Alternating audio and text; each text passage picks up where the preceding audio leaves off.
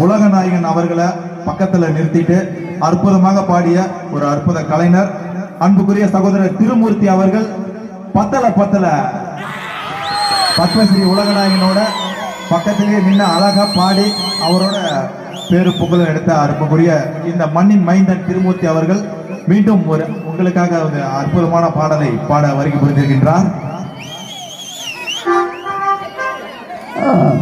ஆரம்பிக்கலாமா? கமல் வாய்ஸ் அப்படின்னு சொல்லி நீங்க தான் சொல்லணும். இப்போ பத்தல பாடல் நமக்காக பாடலாமா? ரொம்ப நன்றி.